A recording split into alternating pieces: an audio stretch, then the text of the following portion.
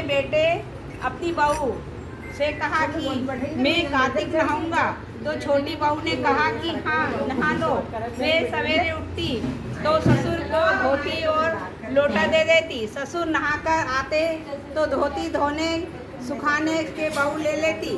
उसे धोती में से हीरे मोती झड़ते थे। एक दिन जेठानी के बच्चे घर आए तो उन्होंने देखा कि बाबा की धोती से हीरे मोती झड़ते हैं। उन्होंने अरे कोई बात नहीं, तो सुना रहे सब, सुन तो रहे सब।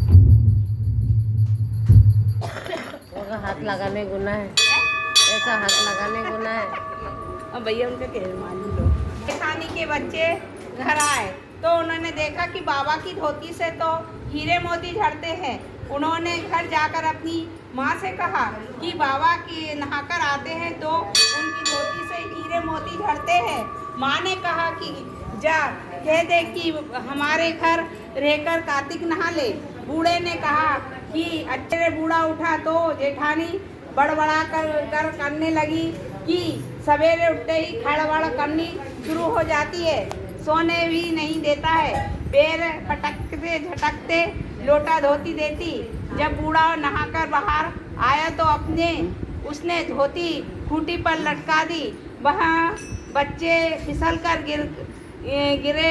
गिरने लगे तो जेठानी ने कहा कि बूढ़ा तो बड़ा दोगला है। उस वहाँ तो धोती में हीरे मोती भर भर कर लाता था और यहाँ सारे में पानी पानी।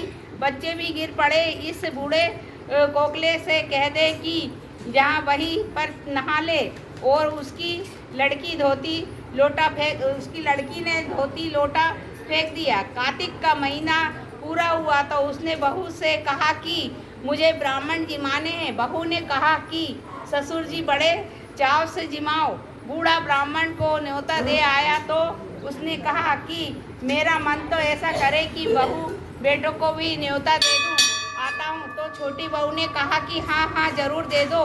बूढ़ा उन सबको खाने का के आया और उन बहुओं ने कहा कि उसके घर से निकाला हुआ जब हम खाना खाएंगे आएंगे। ससुर ने कहा, यह बहू से कहा कि वह कहने लगी कि कोई बात नहीं है। खाना बनाकर वे बाहर खेत में बैठ कर गई और कहने लगी कि राम जी की चिड़िया, राम जी का खेत, खावरी चिड़िया भर भर पेट। इस तरह शाम हो गई। उन लोगों ने जितना खाया पिया वहाँ बाकी बचे में रेत मिट्टी मिलाकर घोल दिया और सारे बर्तन उल्टे कर दिए। ससुर ने कहा, बहू चलो वे तो सब नाश कर गई है। बहू ने कहा कोई बात नहीं है। उसने जाकर देखा तो जैसे ही वह खाना बनाकर रख गई थी वैसा ही रखा है। बूढ़े ने कहा, देखा कहाँ है। बहू से तो अपनी करनी में कोई कसर नहीं रखी, नहीं छोड़ी। ये तो मेरी ही करनी है, जो जैसा करता है वैसा ही भरता है। बोलो श्री कृष्ण भगवान की जय।